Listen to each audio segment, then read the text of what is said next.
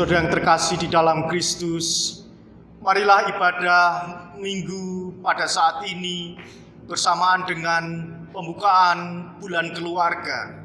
Kita kuduskan dengan pengakuan bahwa sumber pertolongan kita adalah datangnya dari Tuhan yang menjadikan langit dan bumi, yang tetap setia dan tidak pernah meninggalkan perbuatan tangannya. Kasih karunia dan damai sejahtera dari Allah Bapa kita dan dari Tuhan kita Yesus Kristus turunlah kiranya pada saudara sekalian. Amin. Kita memuji Tuhan dari pelengkap Kidung Jemaat 286, keluarga yang damai.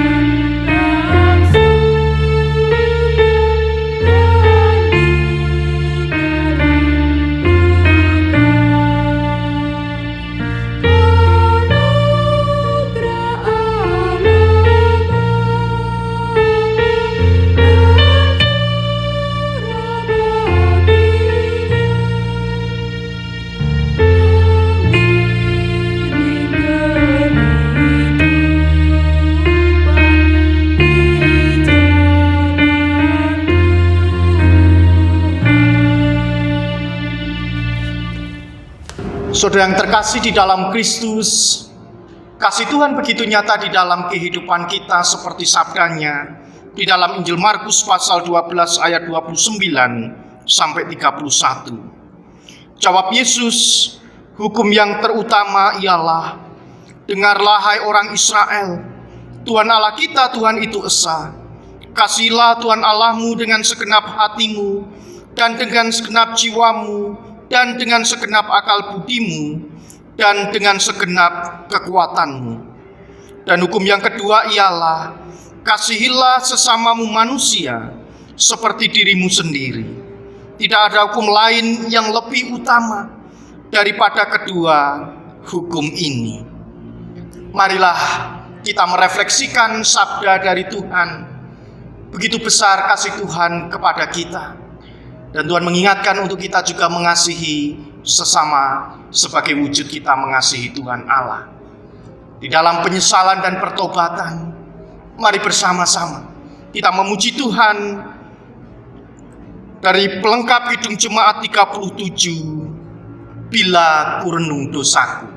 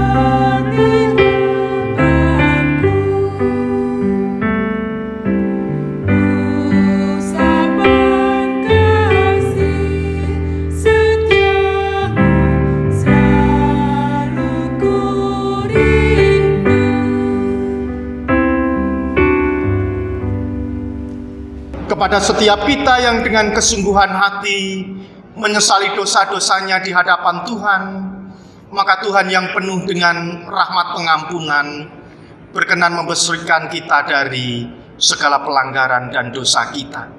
Ini terimalah berita anugerah dari Tuhan yang terambil di dalam Efesus pasal 2 ayat 17 sampai 19 yang demikian. Ia datang dan memberitakan damai sejahtera kepada kamu yang jauh dan damai sejahtera kepada mereka yang dekat. Karena oleh Dia kita kedua belah pihak dalam satu roh beroleh jalan masuk kepada Bapa. Demikianlah kamu bukan lagi orang asing dan pendatang, melainkan kawan sewarga dari orang-orang kudus dan anggota-anggota keluarga Allah. Demikianlah anugerah Tuhan untuk kita. Kita tanggapi dengan penuh sukacita dengan kita menaikkan pujian dari pelengkap Kidung Jemaat 289, Keluarga Hidup Indah.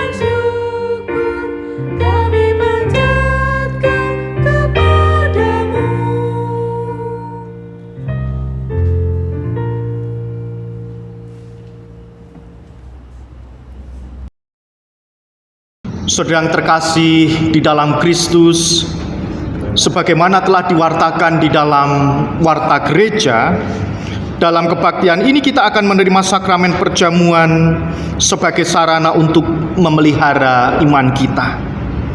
Pelayanan sakramen perjamuan didasarkan pada perjamuan malam menjelang Tuhan Yesus disalib.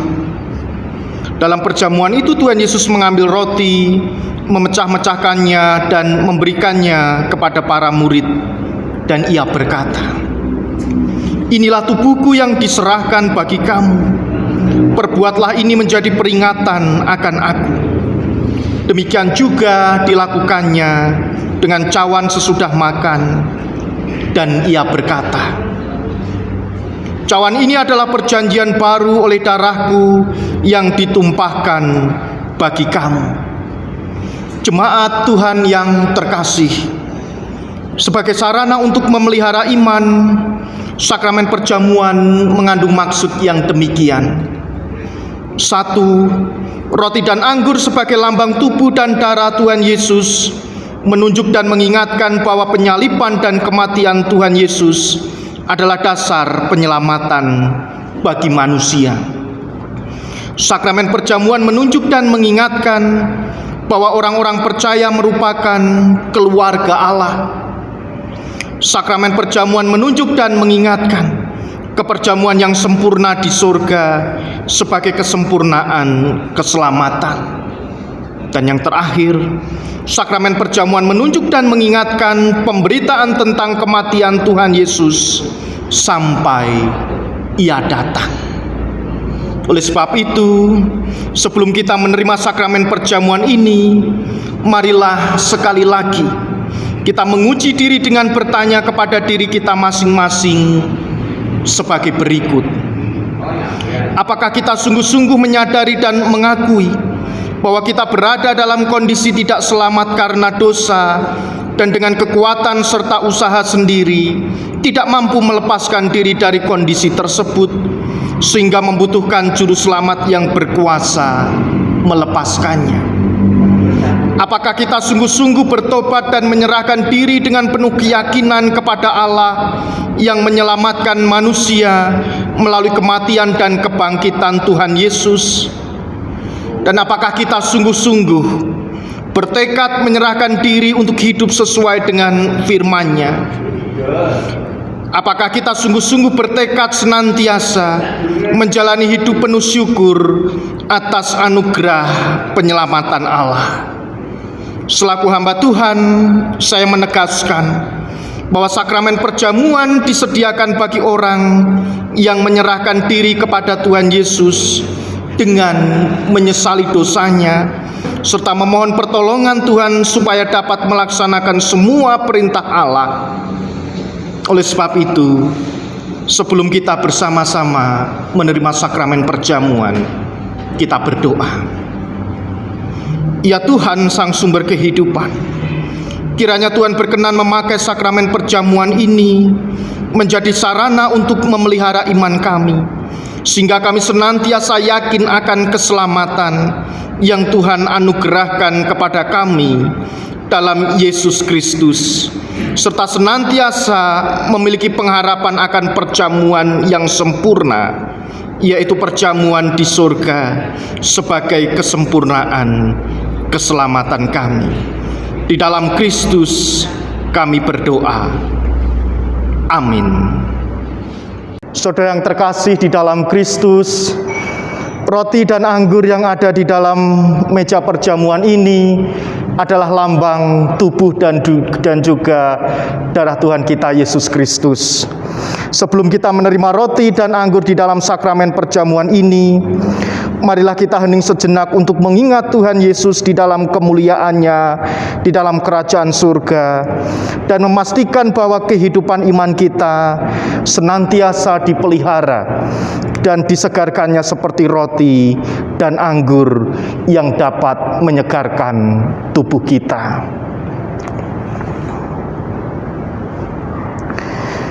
Saudara yang terkasih di dalam Kristus, roti yang dipecah-pecahkan ini adalah lambang tubuh Tuhan kita Yesus Kristus yang sudah dikorbankan menjadi tebusan yang sempurna. Terimalah dan makanlah, serta percaya bahwa tubuh Tuhan kita Yesus Kristus mendatangkan keselamatan bagi kita.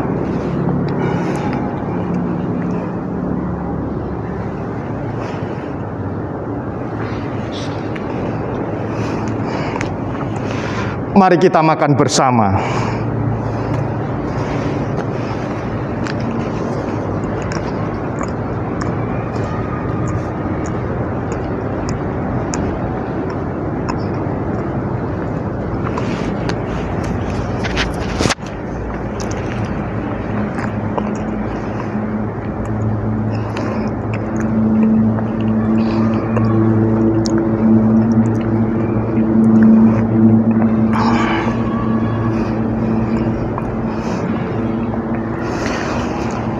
Saudara yang terkasih di dalam Kristus, anggur yang ada di dalam cawan ini adalah persekutuan tubuh kita dengan Kristus yang mendatangkan keselamatan bagi kita.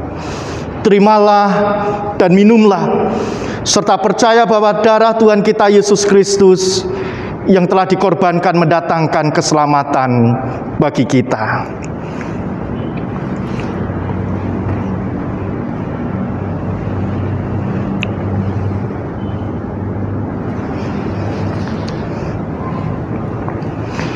Mari kita minum bersama.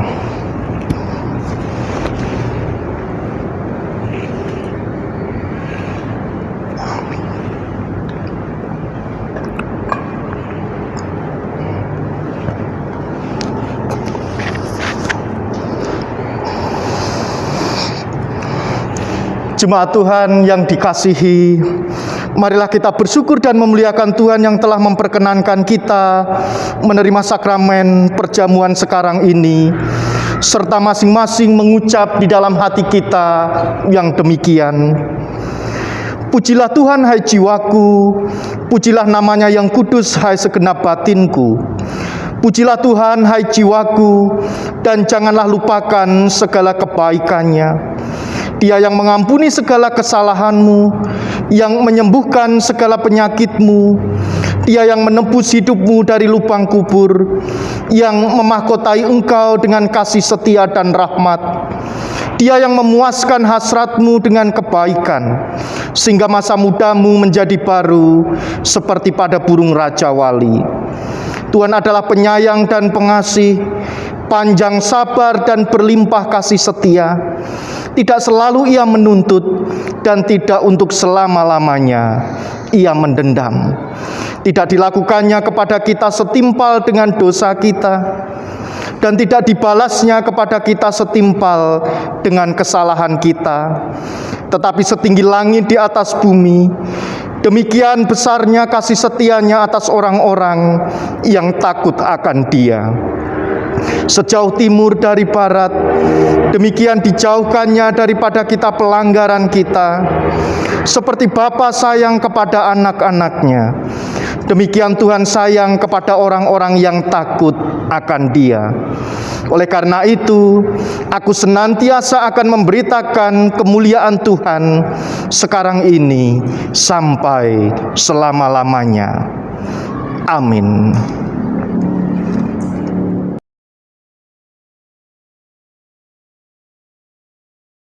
Saudara yang terkasih di dalam Kristus, saat ini kita akan bersama-sama menerima pemberitaan firman.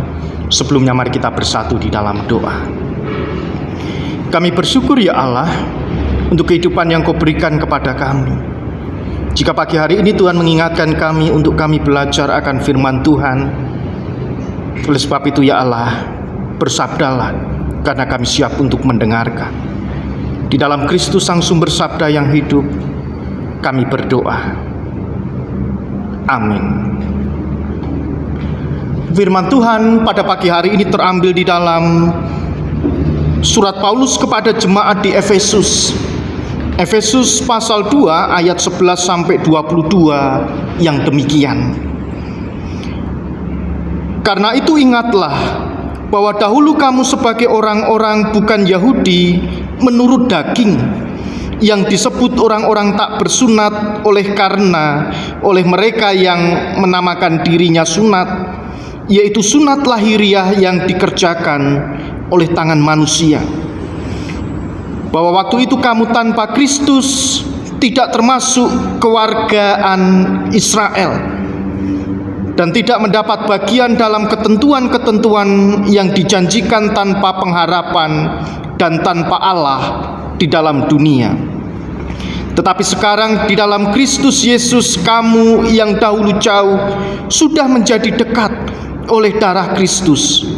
Karena Dialah damai sejahtera kita yang telah mempersatukan kedua belah pihak dan yang telah merubuhkan tembok pemisah, yaitu perseteruan. Sebab dengan matinya sebagai manusia, Ia telah membatalkan hukum Taurat dengan segala perintah dan ketentuannya, untuk menciptakan keduanya menjadi satu manusia baru di dalam dirinya, dan dengan itu mengadakan damai sejahtera, dan untuk memperdamaikan keduanya di dalam satu tubuh dengan Allah oleh salib, dengan melenyapkan perseteruan pada salib itu. Ia datang dan memberitakan damai sejahtera kepada kamu yang jauh dan damai sejahtera kepada mereka yang dekat.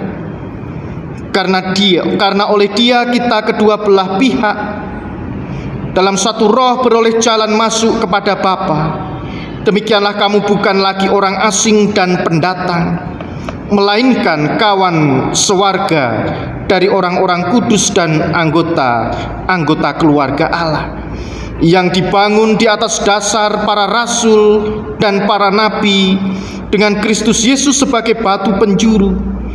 Di dalam Dia tumbuh seluruh bangunan rapi tersusun menjadi bait Allah yang kudus di dalam Tuhan.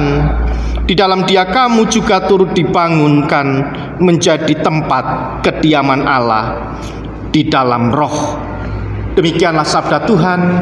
Yang berbahagia kita semua yang selalu merindukan firman Tuhan serta melakukannya di dalam kehidupan sehari-hari. Haleluya.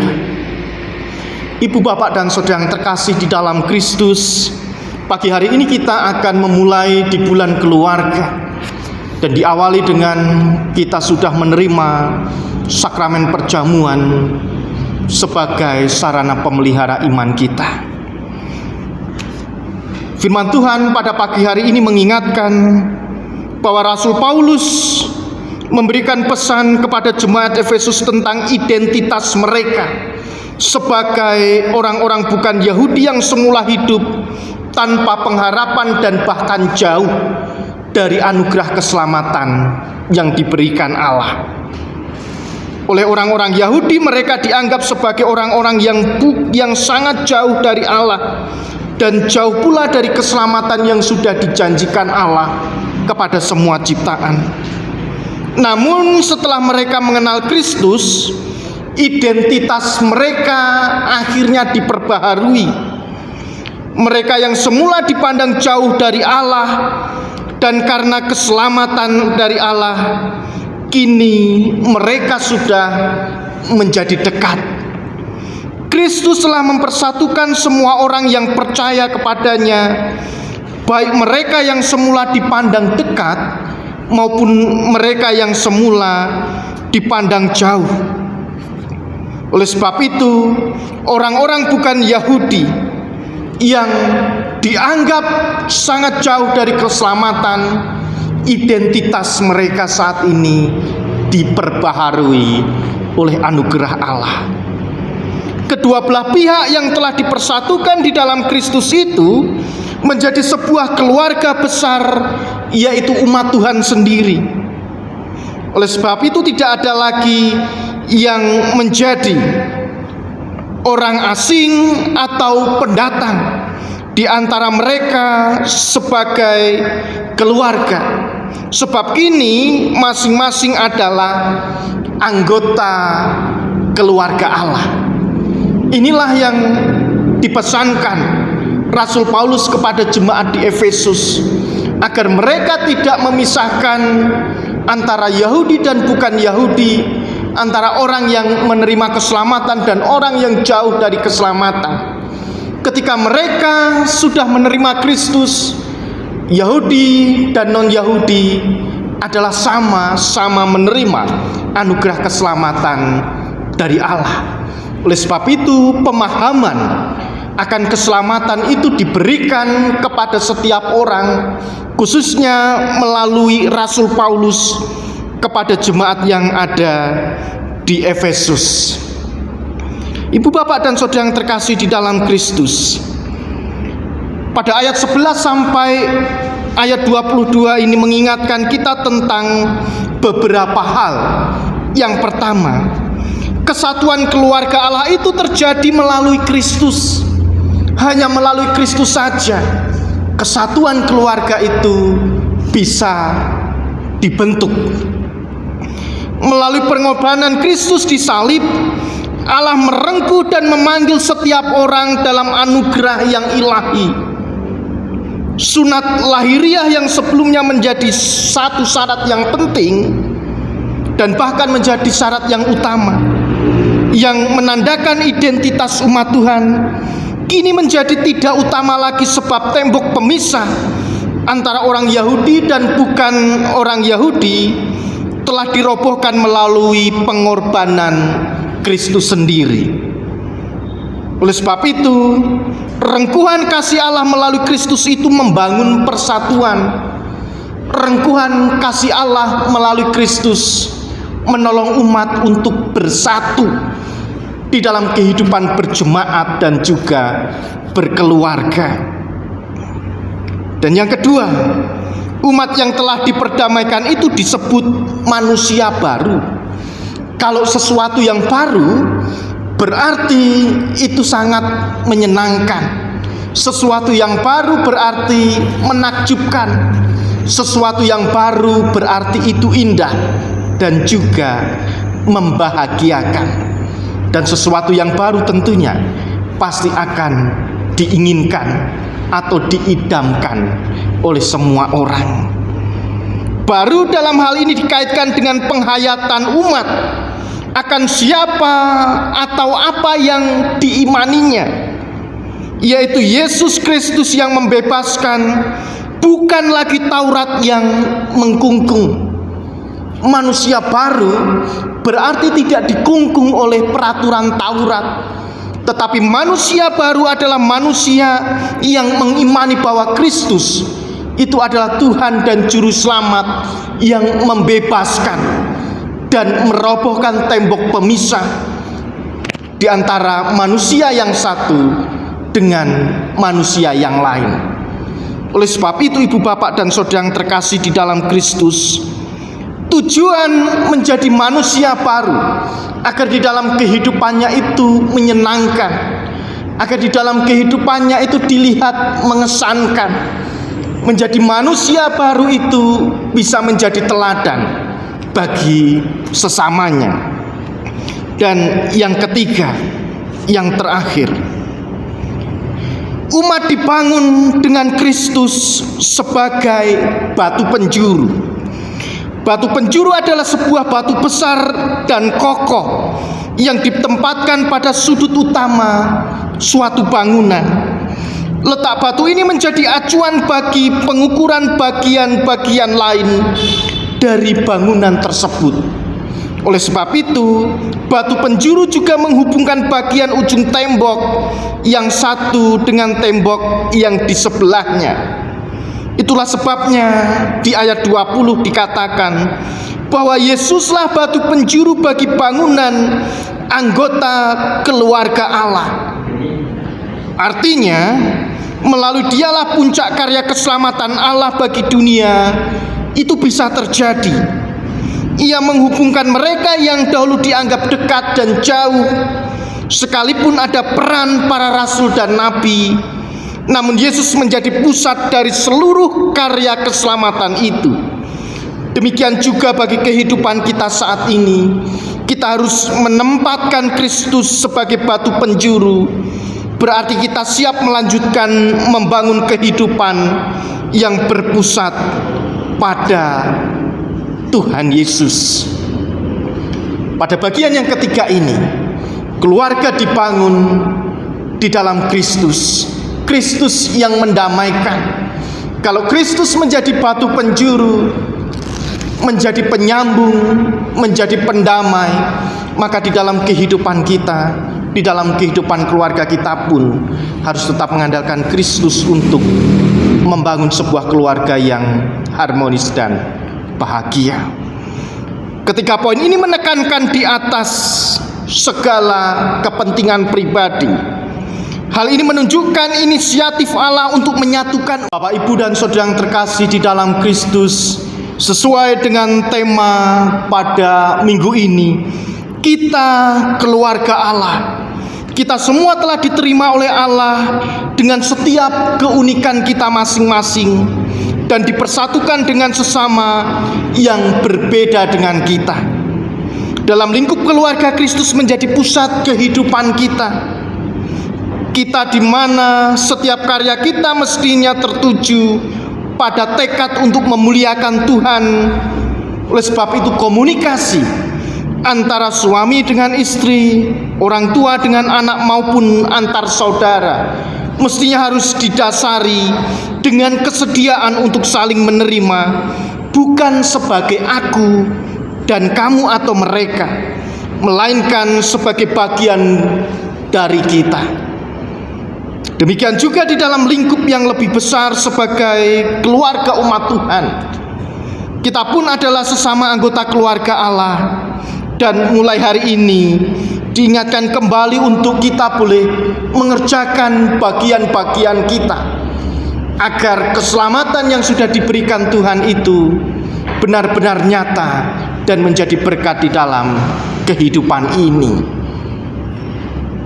Kita diingatkan satu dengan yang lain itu adalah saudara. Keluarga yang sudah dibentuk oleh Tuhan senantiasa harus tetap dijaga, dipelihara, agar keselamatan dan juga kebahagiaan itu tidak hilang dan lepas dari keluarga kita. Selamat menjalani kehidupan sebagai keluarga Allah. Selamat memasuki bulan keluarga. Tetap setia dan terus beriman. Kristus menolong dan menuntun kita. Amin.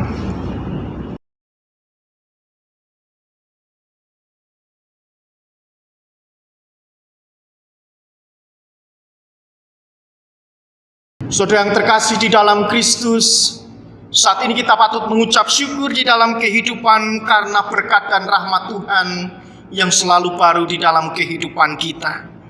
Seraya kita mengaturkan persembahan syukur, Tuhan mengingatkan di dalam kitab Mazmur pasal 54 ayat 8 yang demikian. Dengan rela hati aku akan mempersembahkan korban kepadamu, bersyukur sebab namamu baik, ya Tuhan. Kita mengumpulkan persembahan dengan diiringi pujian pelengkap Kidung Jemaat 264, apalah arti ibadahmu.